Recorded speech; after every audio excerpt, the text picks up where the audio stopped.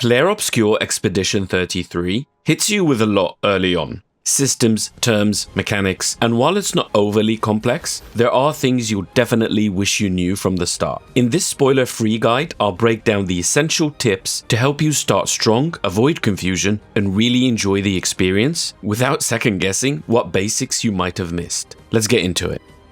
The game is turn-based, but it's not as passive as a classic JRPG normally would be. On enemy turn, you have 3 options to react to their attacks with different timings.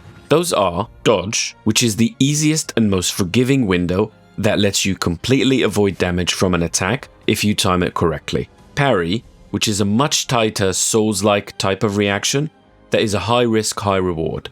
Because it's a much harder thing to time, but it lets you not only avoid damage, but also hit the enemy back on their turn, doing massive damage.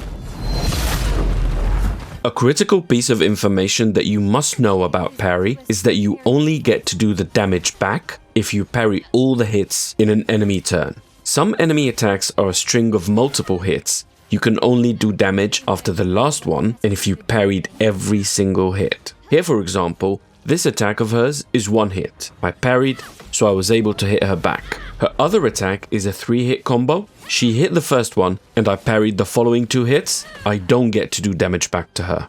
So that's part of the difficulty here. As you go further into the game, the enemies will have long, multi-hit combos that you have to time all perfectly with parry to be able to deal that sweet damage back to them. The third option is kind of a midway in difficulty, and it's something you can only do when you see the yellow indicator. That's a time jump, which also allows you to avoid damage, but then you can also hit R2 to hit back the enemy on their turn, just like parry. The best advice here is to get familiar with timing by dodging, and then take the risk of trying to parry when you feel you've got the attack timing right of a given enemy. The good news here is that nearly every enemy in the game has only 2 attacks, so there's not a lot to learn for each type of mob. Now let's quickly look at combat basics. You've got action points here, and they're the currency for all your abilities. Every character takes turn, as shown on the left. A basic attack earns you 1 action point, while using a skill costs you a set amount. Then there's free aim. This one's different. It doesn't consume your turn, instead it just burns your action points with every shot. Even if you spent all your action points on free aim, you can still act that turn, use an item or perform a normal attack.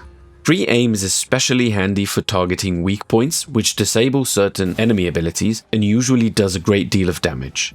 It's also your go-to option for dealing with flying enemies. As for items, you've got a simple, smart system. Healing and energy restoration and revival all come in the form of tints, a limited set of core consumables, and here's the cool part. The game doesn't clutter your inventory with junk, but like a good old Souls-like, your tints replenish every time you rest at a flag, the game's version of a bonfire. You'll find shards as you progress, and that will help you upgrade those tints to make them more effective, and you can find more of those tints, which will then let you carry and use more tints before you need to rest to restock them. So don't hoard these, use your tints freely, you're meant to. You also have a chroma elixir, which restores your entire party's HP outside of combat. That one feature alone can keep you pushing forward through multiple fights without needing to rest. So make sure you use it after a tough fight to be able to confidently move forward rather than trying to run to a flag.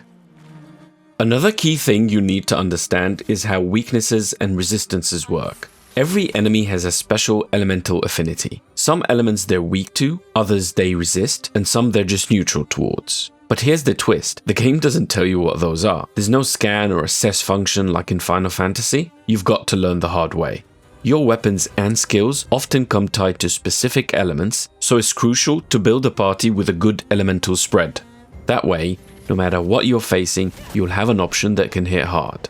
If you hit an enemy with an element they can absorb, you'll actually end up healing them instead of doing damage. So there's a bit of trial and error involved, especially early on. This knowledge of the elemental system is key to help you avoid a mistake that you can make with your attribute points, which we'll discuss in a little bit. But first, let's dive deeper into the core mechanics of the game.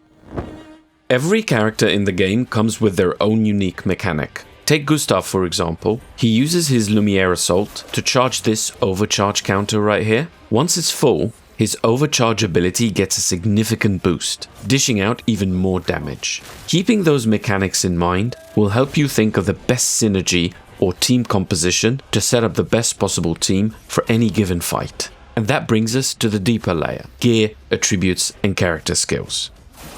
Now when it comes to gear, the system is refreshingly simple. The only actual piece of gear is your weapon. The rest, they're called Pictos, which are individual items to equip, and each character can equip a maximum of 3. Think of them like trinkets or gems, just stat boosts. They don't change your character's appearance, but each Picto offers 2 types of passives. A standard passive that only applies while the Picto is equipped, which is this one. A special Lumina passive, which is this one under the line. And this is where things get interesting. Lumina passives unlock after you win 4 battles with that Picto equipped. Once unlocked, you've essentially extracted them. You can assign that passive to any or all of your characters at once, completely independent of that Picto. Just go to this section here and activate them using Lumina points. Now those Lumina points, you can get them naturally by leveling up, but you'll also find tints that can boost them directly, and there's no cap. So as you explore, collecting those tints becomes a long-term power move. The more you gather, the more passives you can activate on all your characters. The pro tip here is obviously to always equip a new Picto as soon as you get it, to be able to unlock the Lumina passive ASAP. It's the fastest way to build out your Lumina library and stack passive advantages for the whole expedition. Now attributes are pretty straightforward. You spend attribute points at your checkpoint flags, but here's something important. The least flexible part of your build is your weapon.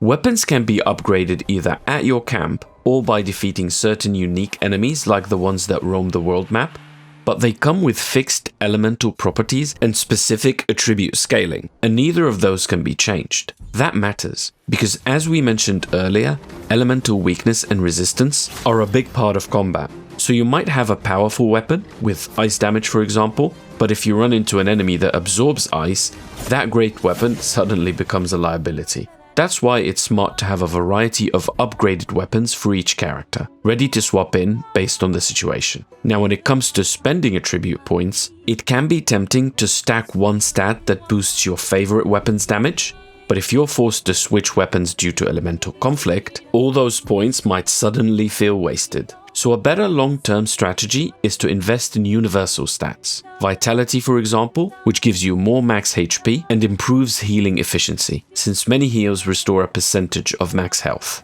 Luck, which boosts your crit rate, and agility, which gives you more turns, which is always valuable.